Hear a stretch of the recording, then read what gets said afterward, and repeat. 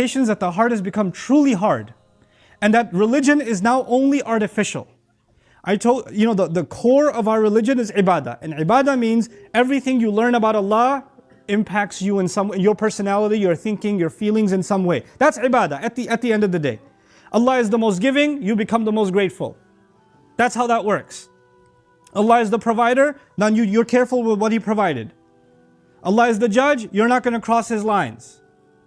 When that relationship is not there anymore, then what happens? There are lots of crazy extremes that happen. Allah says, you believe in some parts of the book and you disbelieve other parts of the book. How does somebody do that? Nobody comes and says, by the way, I love this surah, I believe in this surah, next surah, no, I'm a kafir of that surah. Nobody does that. Nobody does that. Nobody says, ayah number 35, I believe. Ayah number 36 though, nah, not happening. Nobody does that. And what is this kufr? You know what this is? Then you decide what parts of the religion are suited for you. And what parts of the religion I can just ignore. They're not, it's not my thing. That's just not my thing. And so people do this in different ways. For some people, the outside of the religion, the length of the beard is really important, the head cover is really important, you have to wear a shalwar kameez or a thobe or something, and those are Islamic clothes, and I'm wearing kafir clothes right now. And I'm, because I'm not covering my head, and there's a fiqh behind it, I'm not discussing it. But because of this, I'm not as Islamic as some other people, or somebody else. Or this guy doesn't even have a beard, la hawla wa la quwwata illa billah, his face is haram. Or that one doesn't wear hijab. What kind of hijab is that? Look, there's a hair sticking out. Inna lillahi wa inna ilayhi raji'un. The outside, the appearance. And when you go to somebody's house, where did you get the chicken? Did you get it from the zabiha place? How zabiha is the zabiha place? Did you do an exhaustive background check of the butcher? Did you find out where he was born? And how many animals he's killed so far? And does he pronounce Bismillah Allahu Akbar properly or not? Because if not, I'm not eating here. I'll just have the salad and I'll go. This is their Islam, checking the ingredients on every ice cream packet to make sure you're not eating haram. But when it comes to giving mahr to the wife, when it comes to giving the inheritance, these same long beard, same hijab, same super halalified everything else. When it comes to money, I don't know where that Islam went. Where did it go? It just disappeared all of a sudden. When it comes to speaking kindly to people, when it comes to not backbiting against others, when it comes to not putting someone down, when it comes to not slandering somebody, it just disappeared. So in some things, extremely Islamic looking. And other things, that's worse than any kafir would ever do.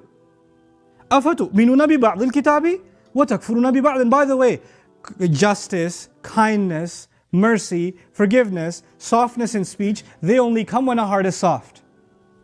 But the outside appearance and impressing somebody with your religious, you can quote stuff. You even know Arabic.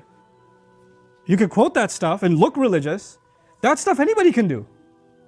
Anybody can do that. Abu Jahl spoke really good Arabic. He was really good. The leader of the Munafiqun, Abdullah ibn Ubay, he gave epic speeches, man. His Arabic was way better than mine. Way better.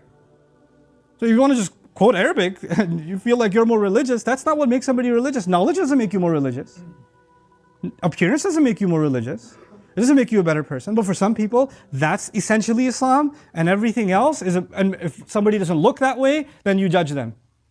And you don't even judge yourself over the wrong things you're doing in your life, in the way you're dealing with people. Even in the way that the prayers have become. You're praying perfectly. You're like, according to my school of thought, the hand should be here, or here, or here, wherever they are. And the entire prayer, you're looking at the guy's hands next to you, whose hands are a little bit lower, like, and as soon as salah is done, bro, your ruku was just not 90 degrees. It was more like, you need to fix your ruku. Where was your heart? Your heart was not in ruku. Your heart was not in sujood. Why are you checking somebody else's prayer? What's wrong with you? When did that happen? This is a heart that is not overwhelmed by the remembrance of Allah. On the other side is the other extreme. People that say, no, I'm not that religious. I don't want to be like these people. They all look religious, but really they're just scum, and they're cheaters and liars and all of that. I don't want to deal with them, etc., etc. I know what they're all like, etc. Fine, you're not Islamic. You call yourself normal.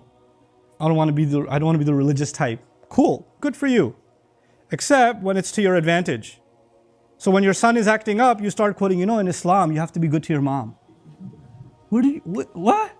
When did Mom just got religious? No, mom didn't get religious. Just religion served her purpose right now. So she quoted it.